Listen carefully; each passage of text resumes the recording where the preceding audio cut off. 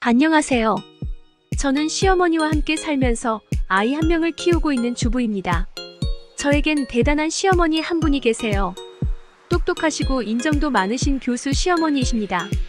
평범한 집에서 태어나 새엄마의 온갖 구박을 받고 자란 보잘것없는 제가 어떻게 교수님의 며느리가 될 수 있었는지 얘기해 보겠습니다. 저희 가족은 겉보기에는 평범하고 단란한 가정이었습니다. 하지만 저만 빼고요. 저는 너무 어릴 때 엄마를 갑작스러운 심장마비로 잃고 얼마 안 돼 새엄마가 들어오셨습니다. 저는 새엄마가 제 친엄마인 줄 알고 자랐습니다. 새엄마는 늘 언니만 예뻐하고 저에게는 모질게 대하셨는데 그 이유는 제가 친딸이 아니었기 때문이었습니다. 제 새엄마가 친엄마가 아니라는 걸 알게 된 것은 초등학교 1학년 때쯤이었습니다. 새엄마가 저에게 넌 내가 낳은 딸이 아니야 라고 하신 후 그 말을 듣고 있던 아빠가 화를 내셨던 기억이 납니다. 그 후로 저는 조금씩 진실을 알게 되었습니다. 저는 나를 낳은 엄마가 돌아가셨고 지금 저를 키우고 있는 엄마는 새엄마라는 사실을 알았습니다. 새엄마에게는 친딸이 있었는데 그 친딸과 저를 대놓고 차별하셨습니다. 특히 아빠가 계실 때와 없을 때의 행동이 천지 차이였습니다. 저희 집은 3층짜리 주택이었는데 1층과 2층에는 새를 놓고 3층에서 저희 가족이 살고 있었습니다. 저희 집은 안방 하나와 작은 방 하나, 그리고 주방과 거실로 이루어진 집이었습니다. 가스가 연결된 베란다로 나가면 4층으로 통하는 계단이 있었고 그 계단을 올라가면 4층에 있는 다락방으로 연결되는 구조였습니다. 새엄마와 아빠는 안방을 쓰셨고 작은 방은 언니가 쓰게 되었습니다.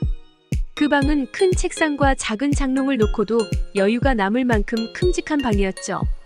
그리고 4층의 다락방이 제 방이었습니다. 다락방은 책상 하나 들어가면 성인 한 명 누울 정도의 공간밖에는 안 되는 작은 방이었습니다. 아빠가 없을 때면 새엄마는 제게 아래층으로 내려오지 말라고 엄포를 놓았고 저는 아빠가 퇴근해서 오시기 전까지는 늘 다락방에서 나오지 못했습니다. 다락방에 있는 동안엔 계속해서 그림을 그렸습니다. 저는 그림 그리는 걸 참 좋아했어요. 그림을 그리면서 친엄마의 모습을 상상하며 하루 종일 그림을 그리곤 했습니다. 저희 엄마도 그림을 참 잘 그리셨다고 아빠가 나중에 말해줬습니다. 그림을 그리는 건 제 마음의 안식처 같은 거였습니다. 하루는 아빠와 함께 다 같이 거실에서 TV를 보고 있을 때였습니다. 만화에서 신데렐라가 하고 있었는데 엄마가 신데렐라, 만화에서 계모가 하는 나쁜 짓들을 보면서 하는 말에 입을 다물 수가 없었습니다. 어머, 저 계모 진짜 못됐다. 저런 건 다 동화 속에나 나오는 얘기야.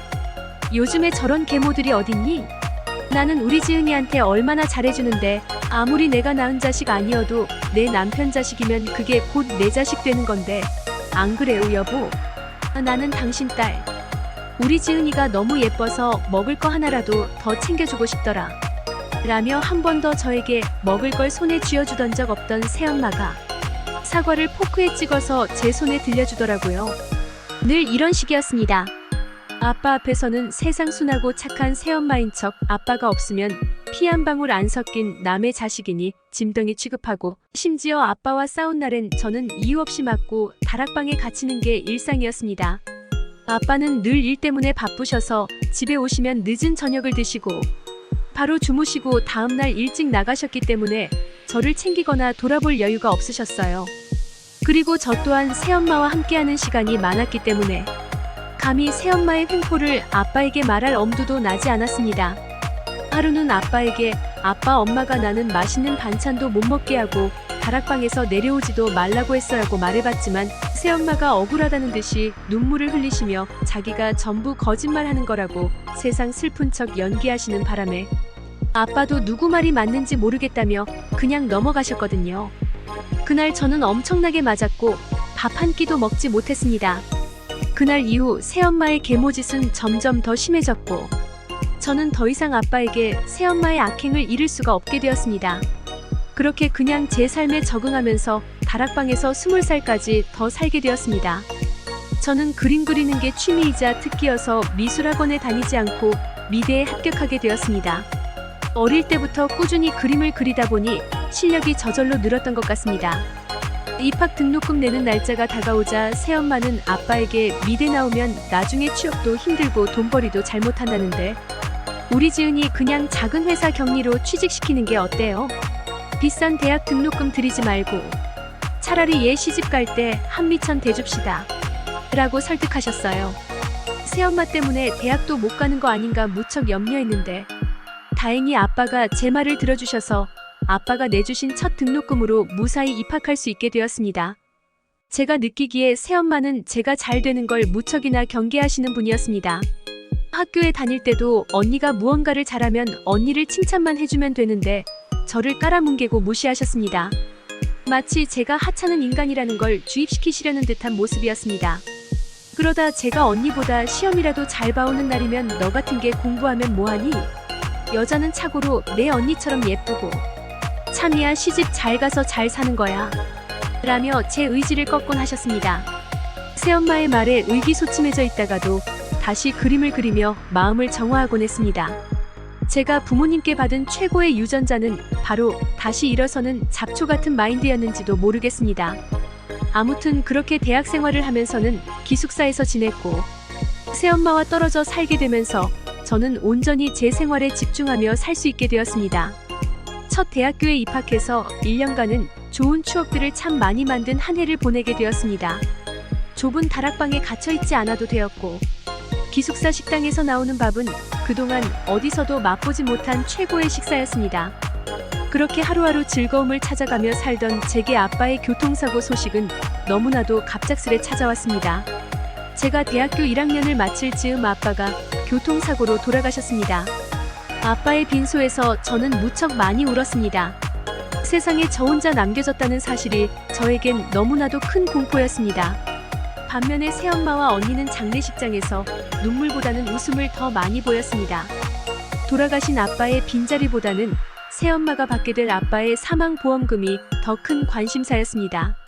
정확히는 알지 못하지만 아빠의 사고로 새엄마는 몇 억이라는 큰 돈을 보험금으로 받게 되셨습니다. 그리고 아빠의 사고가 끝나기도 전에 새엄마는 아빠와 제가 살던 주택을 팔아버리고 아파트로 이사를 가셨습니다. 제가 학기가 끝나고 집으로 왔을 땐 이미 다른 사람이 살고 있었고 새엄마에게 연락했을 땐 전화도 받지 않고 문자로 한 통의 메시지만 받을 수 있었습니다. 제가 받은 문자 내용은 이제 내 아빠 죽고 없으니까 우린 아무 사이도 아니다. 지금까지 먹여주고 키워줬으면 나는 내 할 일 다 했다고 생각한다. 그러니까 너도 이제 우리 찾지 말고 내 살 길 찾아서 살아라. 라는 내용이었습니다. 아빠 돌아가시는 순간 예상은 했지만 아무런 준비도 되지 않은 절 이렇게 내치실 줄은 정말 몰랐습니다. 아빠가 살아생전에 재혼하시면서 아빠 명의의 집을 새엄마 앞으로 이전하셨기 때문에 제 앞으로 남겨진 재산은 하나도 없었고 그렇게 한순간에 가진 것 하나 없이 쫓겨나게 된 거였습니다. 결국 저는 다시 고속버스를 타고 제가 살던 기숙사로 돌아가게 되었습니다. 고속버스 안에서 소리 없이 눈물만 계속 흘렸습니다. 세상에 부모 없이 사는 게 이렇게 서러운 거구나 생각하며 돌아가신 엄마와 아빠가 너무나도 보고 싶었습니다. 저는 대학 방학 동안 돌아갈 집이 없어지게 되었고 기숙사에서 홀로 남아 앞으로 어찌 살아야 하나 걱정하게 되었습니다. 아빠가 지원해 주셔서 다닐 수 있던 학교였는데 당장 다음 학기부터 학비가 없어서 막막했습니다. 저는 평소 제가 존경하고 따르던 교수님을 찾아가 상담을 하게 되었고 교수님의 도움으로 과외 아르바이트를 하게 되었습니다. 교수님이 학교 신입생 때부터 유독 저에게 관심 가져주시고 잘해주셨었는데 저의 이런 어려운 사정을 들으시고는 과외 아르바이트가 있는데 해보지 않겠냐고 제안해 주셨습니다. 교수님이 잘 데려간 곳은 아주 비싸 보이는 고급 주상복합 아파트였습니다. 집도 엄청나게 크고 거실 한편에는 벽 대신 유리로 마감된 응접실이 놓인 드라마나 나올 법한 집이었습니다. 게다가 거실의 통유리창 너머로는 서울 시내가 내려다 보이는 멋진 집이었습니다. 이렇게 좋은 집엔 처음 와보는지라 저는 집의 기세에 위축이 될 정도였습니다. 과연 이런 집에 사는 사람은 어떤 사람일까 궁금했습니다. 교수님이 벨을 누르자 한 여자아이가 문을 열어주며 엄마 왔어? 라고 하더라고요. 알고 보니 교수님이 사는 집이었고 교수님은 제게 자신의 딸아이의 그림 지도를 해달라며 저를 데려온 거였습니다.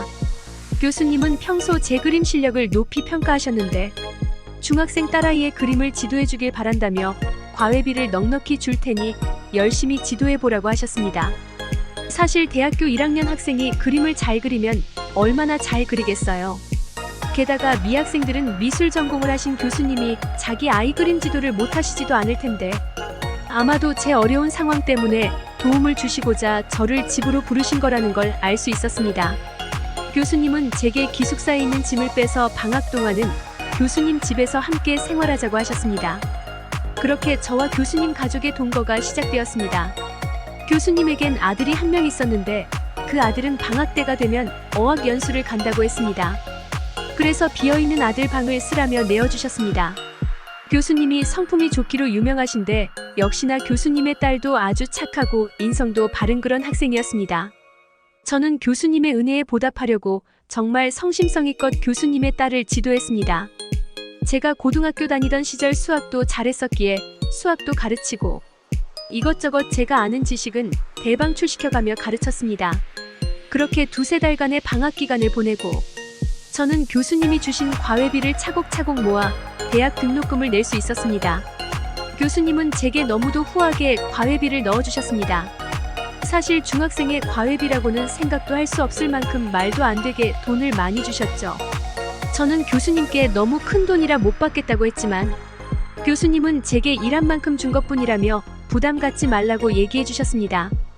교수님은 방학 되면 제가 어릴 적 어떻게 살아왔는지, 엄마 아빠는 어떤 사람인지 자주 묻곤 했습니다. 사실 저도 저희 엄마에 대한 기억이랄 게 없고 어느 정도 자라서 아빠에게 들은 이야기들이 전부였지만 교수님은 그런 이야기조차 재밌다며 계속 해달라고 하셨습니다.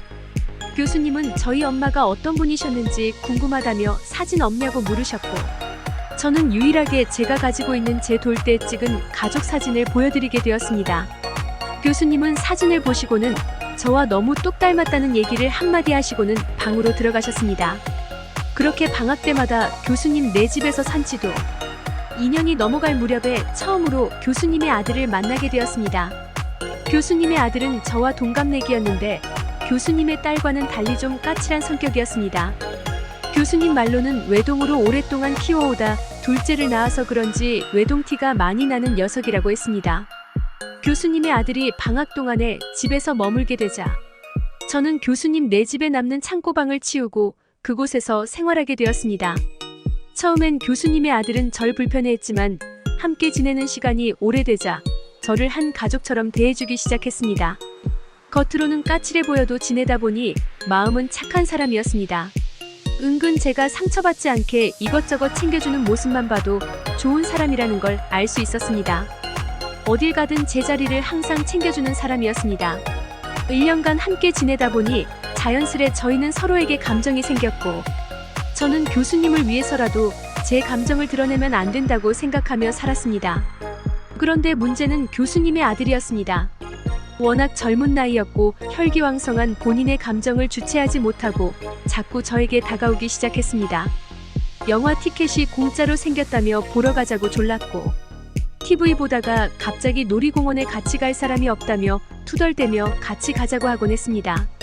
한 집에서 살면서 교수님 아들의 아슬아슬한 감정 줄타기는 계속됐고 교수님 눈을 피해 자꾸 저와 만나고 싶어 했습니다. 하지만 저는 계속 피하기만 했습니다. 왜냐하면 교수님을 배신할 수 없었으니까요. 그러던 어느 날 교수님도 아들의 마음을 눈치챘는지 저를 응접실로 불렀습니다.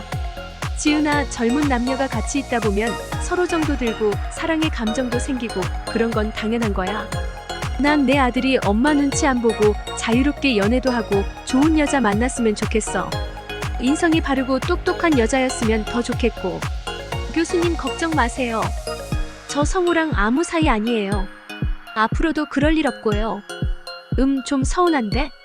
나는 지은이가 감정에 솔직했으면 좋겠고 내 아들이 지은이 같이 좋은 사람 만나서 인생의 동반자로 사는 거 적극 찬성인데 혹시나 나 때문에 우리 아들 피하는 거면 그럴 필요 없다는 얘기를 해주고 싶은 거야. 저는 그날 뜻밖의 이야기를 듣고 가슴이 벅차오르는 기분을 느꼈습니다. 그동안 눌려왔던 제 마음이 공처럼 튀어올랐습니다. 그 후로 저는 교수님의 아들과 뜨거운 연애를 시작하게 되었습니다. 저를 잡고 있던 고삐가 풀린 듯이 그를 아주 많이 사랑해 주었습니다. 저희 둘의 연애를 지켜보던 교수님은 무척이나 흡족해 하셨습니다. 연애한 지 3년이 지나자 교수님은 본격적으로 결혼 이야기를 꺼내셨고, 그렇게 저는 제가 존경하는 교수님을 시어머니로 모실 수 있게 되었습니다. 결혼을 준비하면서 시어머니는 제 새엄마에게 그래도 소식은 알려야 하지 않겠냐고 하셔서 새엄마에게 6년 만에 전화를 드리게 되었습니다. 제 결혼 소식을 들은 새엄마는 내 나이 고작 27인데 결혼을 한다고? 혼자 나가 살더니 함부로 몸불리다가 애라도 가진 거냐? 내 집 자식이길래 별 볼 일 없는 너랑 결혼하겠다는 거냐? 뭐 안 봐도 뻔하지. 어디서 너랑 비슷한 처지의 고아라도 만난 거겠지. 새엄마, 저를 어떻게 보시고. 그런 거 아니에요. 그리고 제 남편 될 사람 정말 좋은 사람이에요. 고아도 아니고요. 남편 어머니가 저희 학교에서 존경받는 교수님이세요. 뭐 교수? 아니, 내가 무슨 재주로 그런 집안의 며느리로 들어가는 거니? 군뱅이도 부르는 재주가 있다더니 너 아주 제대로 굴렀구나. 그런데 내가 결혼하는데 나한테 전화는 왜 한 거냐? 설마 혼수해달라고 전화한 건 아니지? 그런 거 아니에요. 혼수 같은 거 안 해주셔도 돼요. 그래도 그동안 저 키워주셨는데 결혼 소식은 알리는 게 예의인 것 같아서요. 그렇게 새엄마와 기분 나쁜 전화를 끊고 일주일 후에 시어머니와 남편과 함께 다 같이 새엄마를 만나게 되었습니다. 단단히 서로 인사만 나누려고 만든 자리인데 분위기가 마치 상견례 같았습니다. 새엄마를 만나기 전에 저는 자꾸 불안한 마음이 들었습니다. 새엄마가 시어머니께 무슨 말을 꺼낼지 예측할 수가 없었습니다. 저의 어린 시절 이야기를 알고 있던 남편과 시어머니는 저를 안심시키며 자신들이 다 알아서 할 테니 걱정 말라고 하더군요. 저와 시어머니는 한껏 우아하게 차려입고 새엄마를 만나러 가게 되었습니다. 새엄마는 잘 차려입은 절 보시고는 위아래로 훑어보시는데 시댁 재산 짐작하시는 눈초리 같아서 기분이 나빴습니다.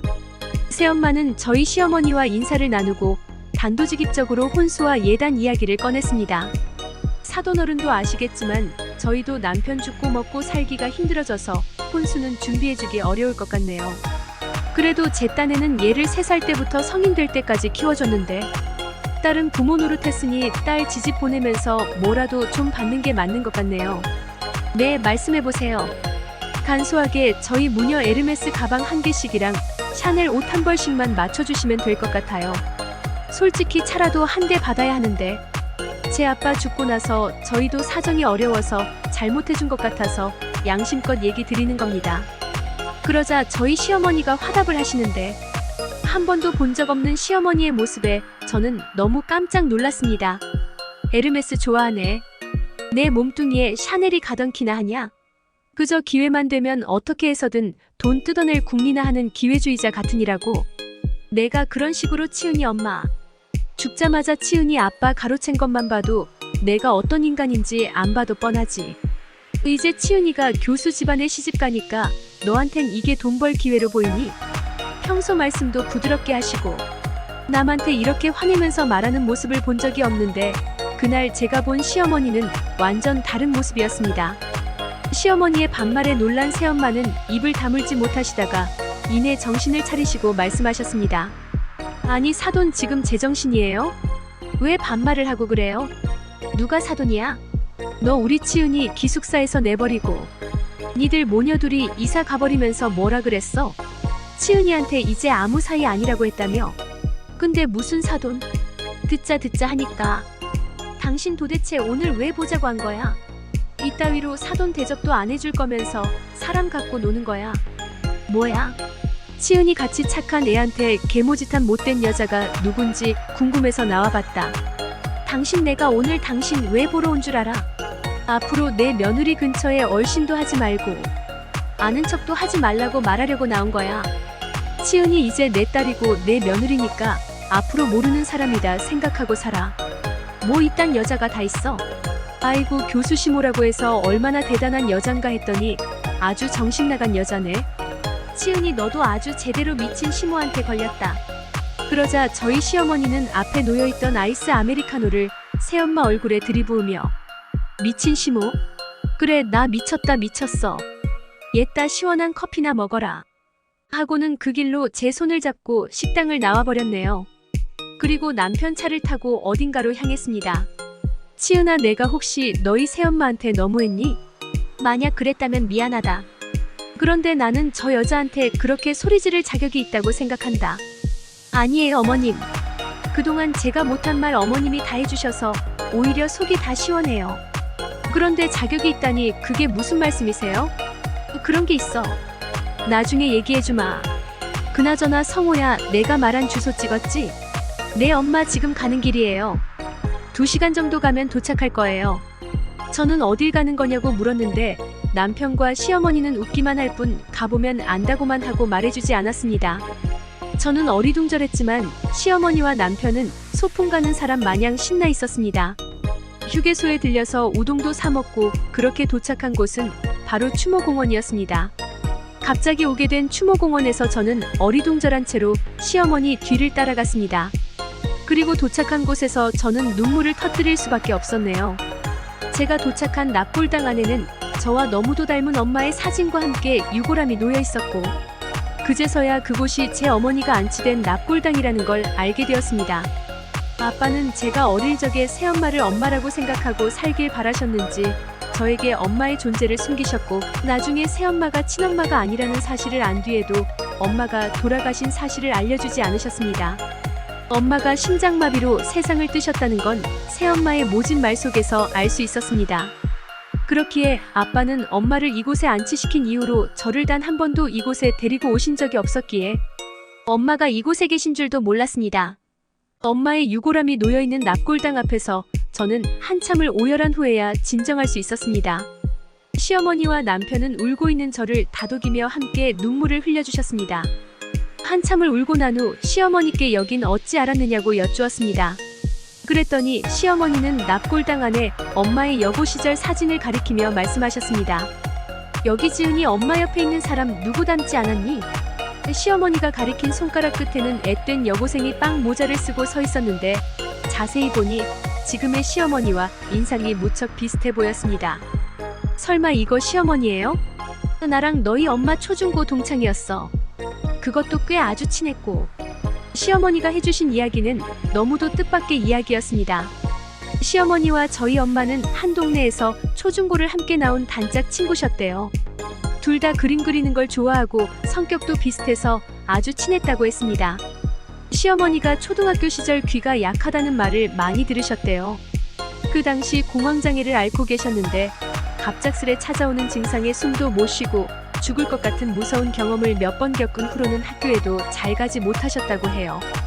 그래서 친구들과도 잘 어울리지 못하고 외로운 학교 생활을 하셨는데 그때 구세주처럼 나타난 게 바로 저희 엄마였대요.